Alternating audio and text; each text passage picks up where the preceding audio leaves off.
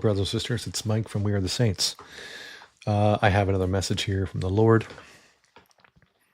I just finished a live service, so I think I'm just going to get right into it. I've prayed over it. I've spoken to the Lord quite a bit about this. But what I want to say is that this message was very much for me, as it is for anybody else. So when as you know, I have an ability to to procrastinate. I have an ability or I have a way of just, feeling guilty or whatever. And this, coming into the Lord was no exception. I mean, I had a hard time coming into worship with the Lord with this one. I kind of knew it was coming. And I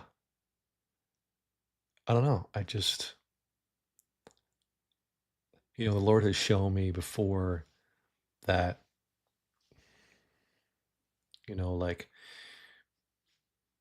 it's easy for us to, get into a pattern and be like, oh, it's really easy to do and just gotta sit down and do it. But maybe it's because I guard my heart this way. And, I feel like this is the check that reminds me that I'm doing this for the Lord, not for me. And for my relationship with Jesus. That's why I do it, not because I want anything out of it.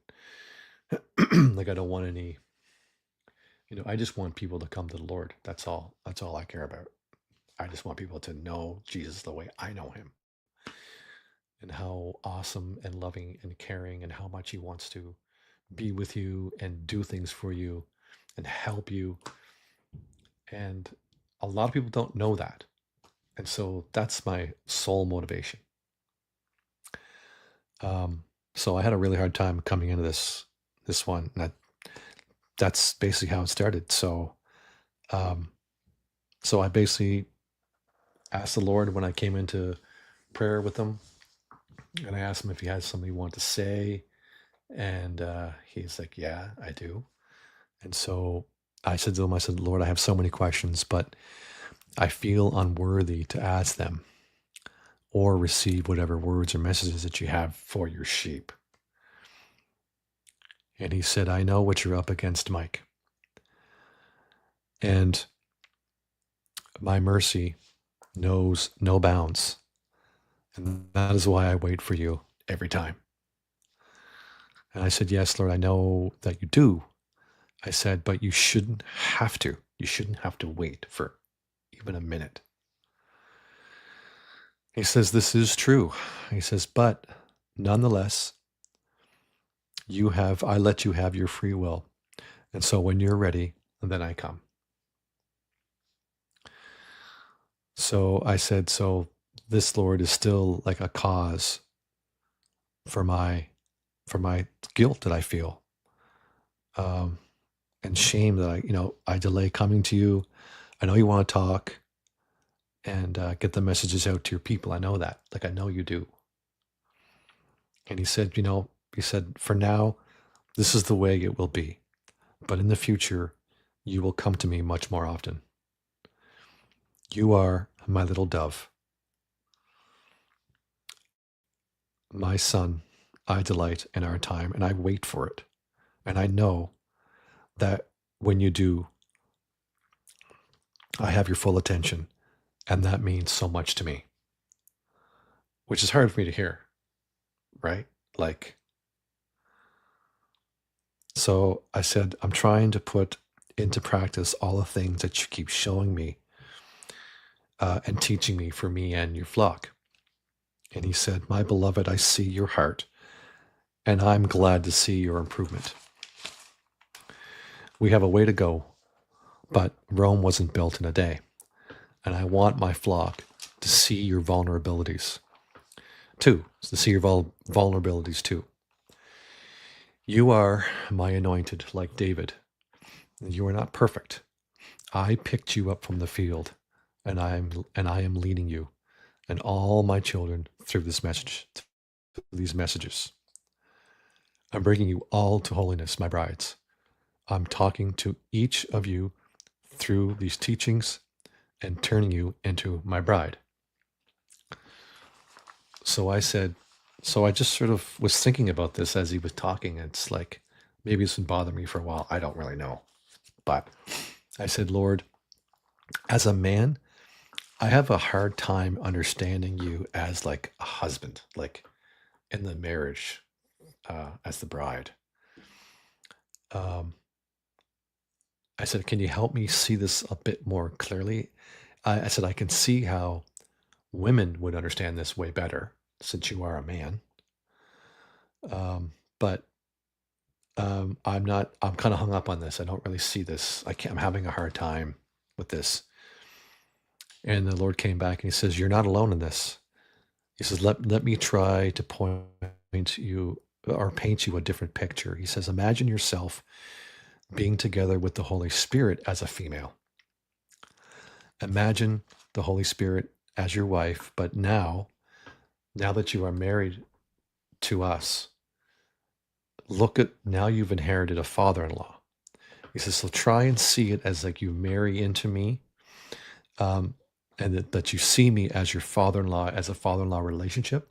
He says, maybe you'll have a better understanding of how the marriage looks with us. And so I was like, okay, well, I never really thought of it that way. And I suppose I can relate better in that sense. And then I said, thank you. But I moved on. I said, Lord, I have been feeling a conviction lately that I feel you have been trying to give me. And I'm going, and I've been listening to it, and I'm sorry for not doing what it was you asked me. He says, but I am going to try a lot harder moving forward. And he said, Michael, you have been scrolling on different social media platforms for way too long. He says, I have warned you about this, have I not?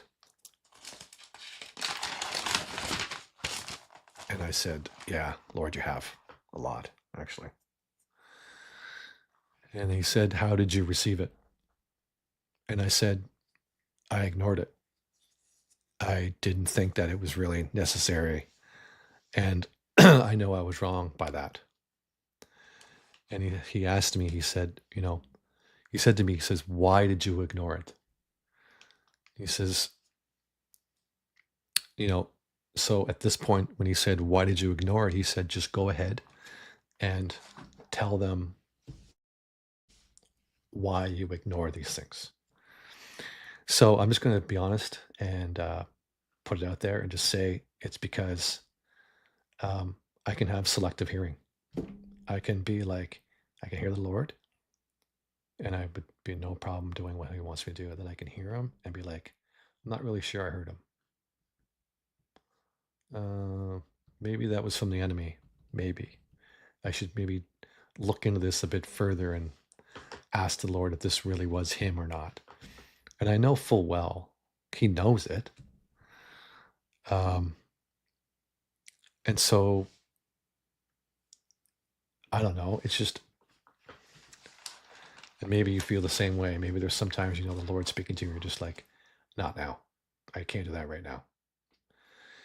So now that I've told you my side, the Lord wants to tell him his side. He says, my children, you cannot afford to give the enemy a foothold.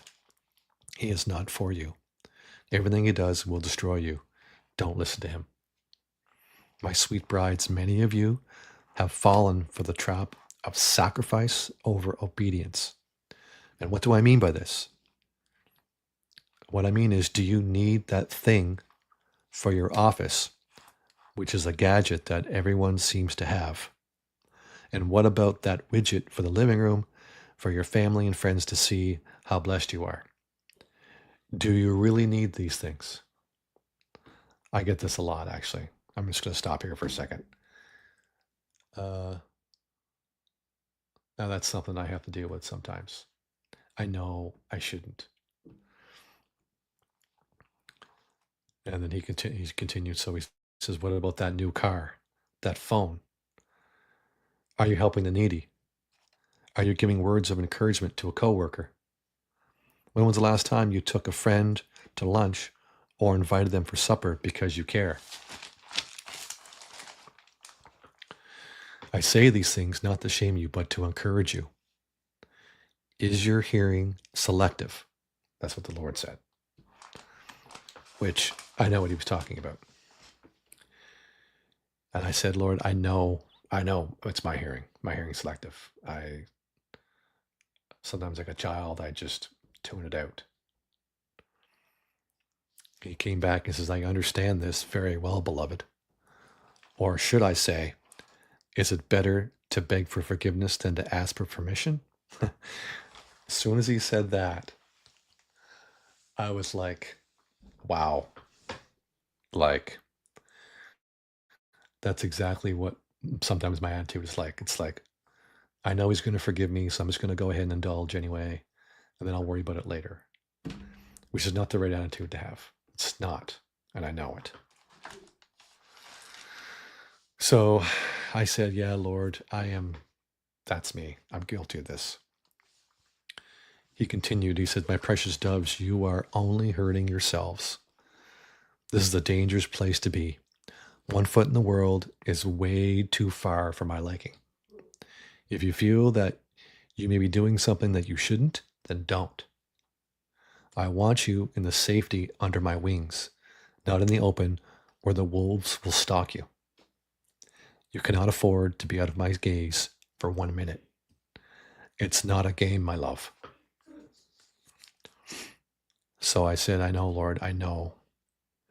I know you are slow to anger and your mercy, and you are very merciful. So I think I take advantage of that. And the Lord came right back and said, you think? And I said, I know I do, Lord. I know.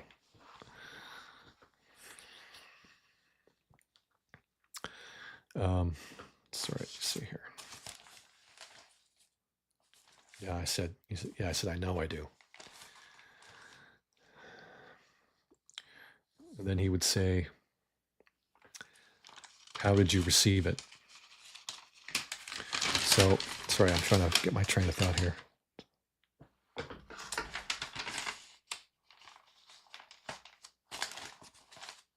Sorry, I've got to turn the page, sorry. So then the Lord came back after he said that, because I knew he was very serious. He was not, there was no joking around. When he said, you think, and I said, I know I do. So he said, but how could I not forgive you, my sweet Michael? How could I not forgive all of you who have felt the conviction and have repented in your hearts? How could I not tell you the things that are not pleasing to me? You are too important to me not to discipline.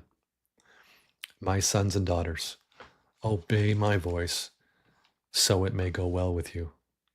I am moving you into new territory. So remember, obedience of the heart is more important than justifying your use of the law to satisfy your own needs. Mercy is my desire for you to share. For in this you show yourselves my disciples. I know your weaknesses, I know your faults, and I know when you fail. I am there in all of it, and I will still glorify you because of it, because you trust me. I promise to use your weakness for strength. I promise to use your faults for my abilities. I promise to use your failures for my perfection, if you will only obey my voice. You know my voice, as I know yours. If you don't know my voice, only ask, and I will speak ever so tenderly to you. If you don't understand me, only ask, and I will show you my loving nature. If you want to know love, only ask, and I will be your Father, an ever so loving Father, who will hold you and sing over you and speak life into you. My children, I want you all to myself.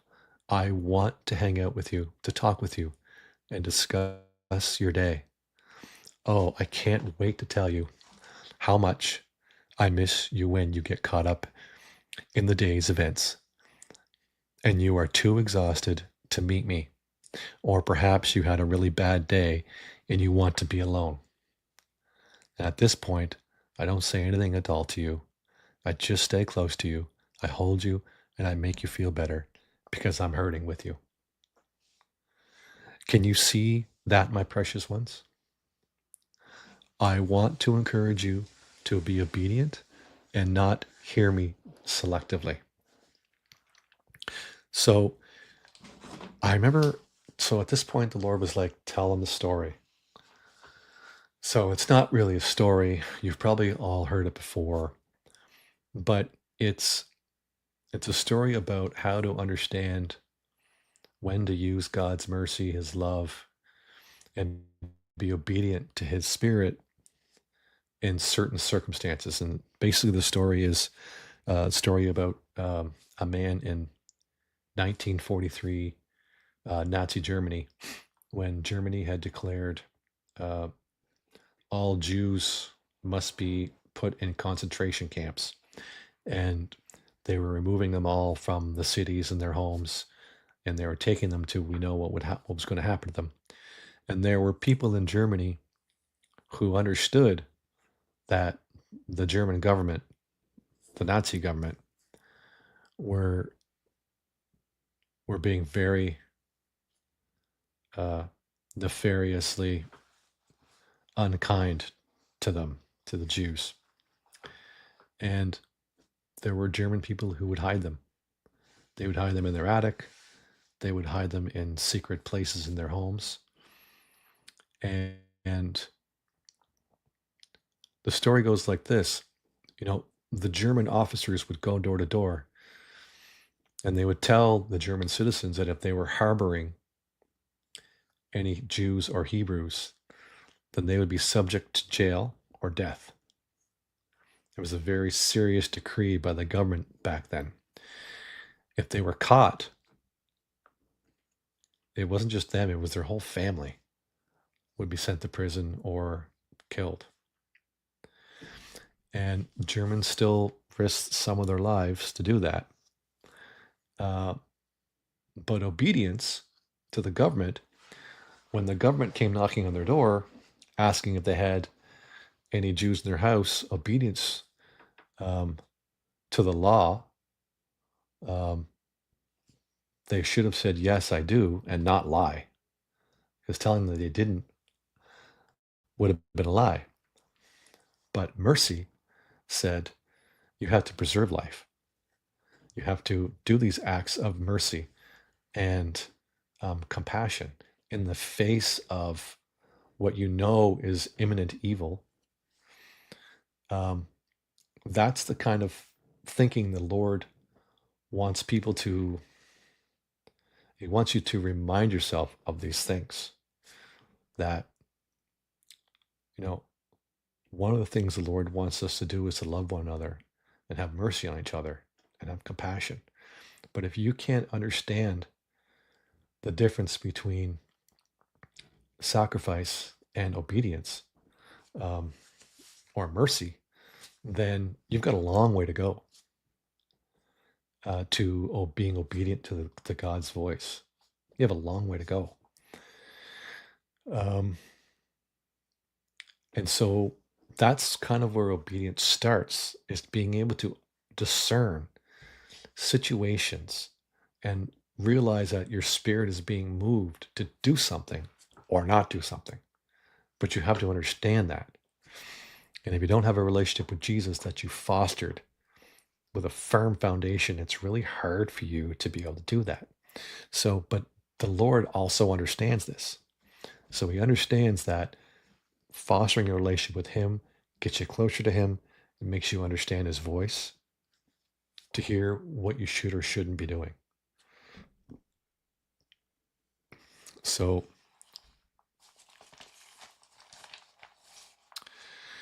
anyway, so that's basically the story. So I'm going to continue on here. The Lord said, your obedience can be measured by your childlike attitude. In other words, if you want more of me, and less of the world, then you will be childlike, always dependent on your father or mother, and less on your strength and knowledge. And you will be more like me. And that was the end of his message. So, Paul talks about trying to be more Christ-like. That's kind of our goal.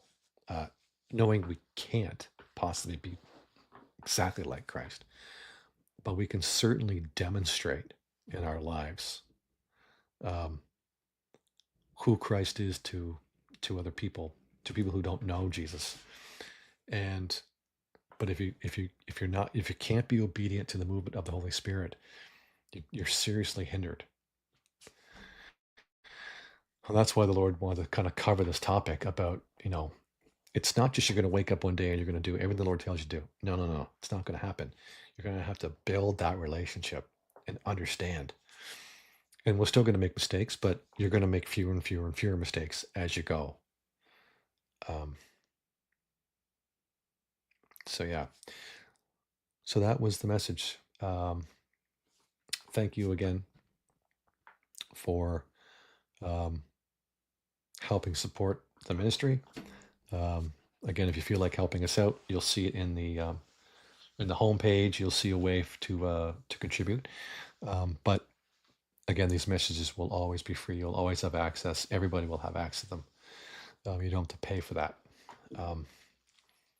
But from the bottom of my heart, from Yukai and Tanya and I, thank you very much.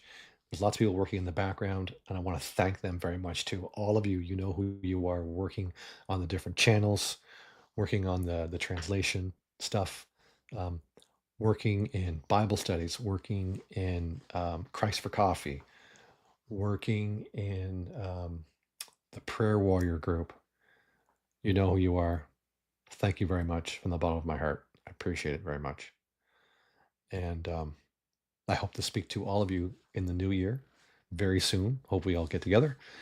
And I think I'm going to leave it at this. It's getting to the 23-minute mark now. So I hope this blessed you like it blessed me. I needed to hear this. I needed to be straightened up, as it were. I'm glad that we have a God who's willing to go out of his way to do that. So anyway, God bless you. Thank you for watching this video, and we'll see you on the next one. Shalom.